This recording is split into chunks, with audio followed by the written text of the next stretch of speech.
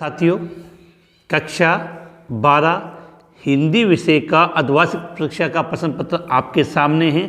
इस पेपर की सहायता से आप ये आइडिया लगा पाओगे कि आपके एग्जाम में हिंदी विषय का अर्धवार्षिक परीक्षा का प्रश्न पत्र किस प्रकार से पूछा जाता है, प्रश्न पत्र में सवाल कैसे आते हैं और कैसे आपको उनके आंसर देने। तो हम स्टार्ट करते हैं। उससे पहले जो स्टूडेंट फर्स्ट बार इस चैनल पर आए हैं वो चैनल को लाइक, शेयर और सब्सक्राइब करना ना भूलें, जिससे उनको एग्जाम से रिलेटेड जितनी भी महत्वपूर्ण इन्फॉर्मेशन है वो समय समय पर मिलती रहे। जब भी आप प्रश्न पत्र हल करने जाओ तो उससे पहले उसके जो सामान्य निर्देश दिए हैं वो पढ़ लें, जिससे आपकी गलती ना हो। समय और पूर्णांक पे आप विशेषकर ध्यान दे लें। सबसे पहले आपको जो पद्यांश दिया गया है, जो हिंदी विषय का जो अर्धवार्षिक परीक्षा का प्रश्न पत्र आपके सामने, तो उसमें जो आपको पहला क्वेश्चन है वो आपको पद्यांश के रूप में पूछा गया है और उस पद्यांश को पढ़ के आपको क्रमवार जो आंसर है वो देने, क्रमवार उसके आंसर आपको देने हैं। तो आपके स्क्रीन के सामने ये पद्यांश आ चुका है। आप इसका स्क्रीनशॉट ले लें और स्क्रीनशॉट लेने के पश्चात ये जो नीचे जो क्वेश्चन दिए गए हैं उनका आंसर आप ढूंढे, प्रैक्टिस करें, जिससे आपको काफ़ी अच्छा सीखने को मिलेगा। तो गद्यांश आपके सामने आ चुका है और इसके जो नीचे क्वेश्चन पूछे गए हैं वो भी आपकी स्क्रीन के सामने। इसके बाद हम चलते हैं नेक्स्ट पेज पे। गद्यांश के चारों क्वेश्चन होने के बाद आप आगे चलोगे तो आपसे क्या मिलेगा, आपको पद्यांश, और उसमें भी सेम उसी प्रकार से आपसे कितने क्वेश्चन पूछे जाएंगे, 4 क्वेश्चन पूछे जाएंगे। तो ये पद्यांश आपकी स्क्रीन पे आ चुका है। आप इसका स्क्रीनशॉट लें, इसको पढ़ें और अच्छे तरीके से पढ़ने के बाद ये जो 4 क्वेश्चन दिए गए हिंदी के, आप इसको हल करने की कोशिश करें। तो कंफर्म रहें कि जब भी आपकी अर्धवार्षिक परीक्षा का एग्जाम होगी तो उसमें एक आपसे गद्यांश पूछा जाएगा और एक आपसे पद्यांश पूछा जाएगा, जिसको पढ़ के आपको उनके आंसर देने। इसके बाद हम चलते हैं निबंध। अगला जो क्वेश्चन आता है वो सबसे बड़ा, कि 4 4 8 है, 9 क्वेश्चन है। कंफर्म है हिंदी की जब एग्जाम होती है तो उसमें निबंध ना ये पॉसिबल नहीं है, और निबंध में भी आपको ये 4 टॉपिक दिए गए हैं और इन चारों में से एक टॉपिक पर आपको निबंध लिखना है। पहला टॉपिक है कोरोना वायरस 21वीं सदी की महामारी। दूसरा टॉपिक खुला शौच मुक्त गांव। तीसरा कैशलेस अर्थव्यवस्था चुनौतीपूर्ण सकारात्मक कदम। चौथा बेटी बचाओ बेटी पढ़ाओ। और इन चारों टॉपिक में से विशेषकर कोरोना वायरस और बेटी बचाओ बेटी पढ़ाओ जैसा निबंध है वो आपके भी हाफिली एग्जाम में पूछा जा सकता है।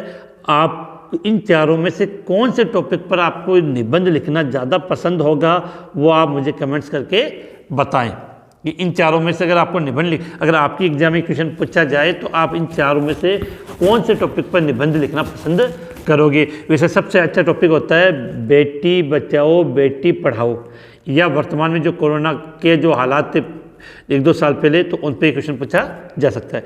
इसके बाद निबंध के बाद आपसे जो क्वेश्चन आता है वो या तो आपको लिखना होता है एक प्रश्न पत्र या एक प्रार्थना पत्र लिखना होता है। तो हम बात करें कि किस प्रकार से आपको पूछा गया है।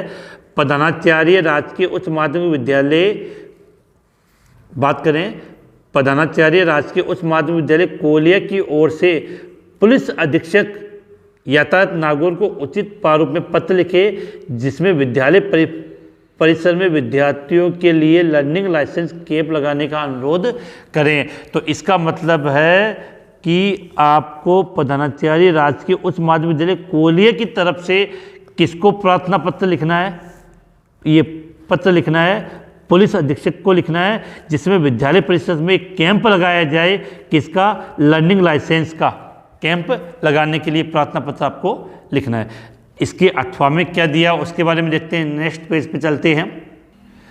अथवा में इसके बारे में कोई क्वेश्चन आपसे नहीं पूछा गया है और आप इनका स्क्रीनशॉट ले लें, जिससे आप इनको इजीली नोट करके याद कर सके। अगले ये जो आपके जो किताबें चलती है अपनी हिंदी विषय की, उनमें से ये आपके पाठ्य निहित जो प्रश्न पूछे गए हैं, समाचार लेखन के 6 कार्यक्रम से कौन से हैं ये क्वेश्चन, तो इनको आप एक बार स्क्रीनशॉट ले लें और इनको अच्छे तरीके से याद कर लें।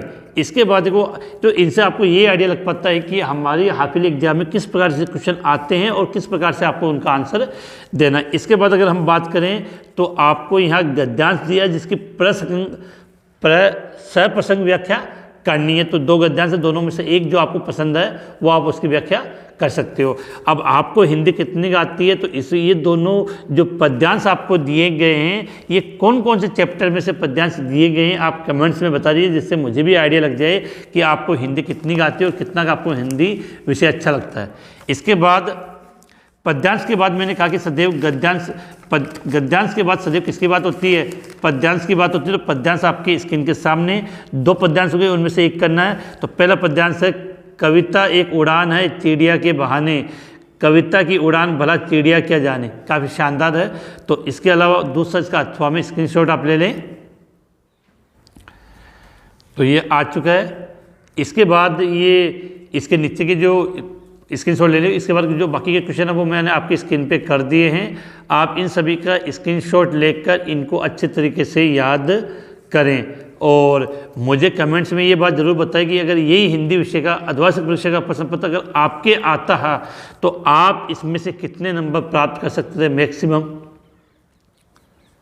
और आपकी जो विषय उन विषय में कौन सा सब्जेक्ट आपको सबसे अच्छा लगता है ये भी कमेंट्स में बताइए। इसी के साथ ये आज की ये जो वीडियो है वो समाप्त होता है। इनका आप स्क्रीनशॉट लिखें, इनको नोटबुक में नोट करें और अच्छे तरीके से याद करें।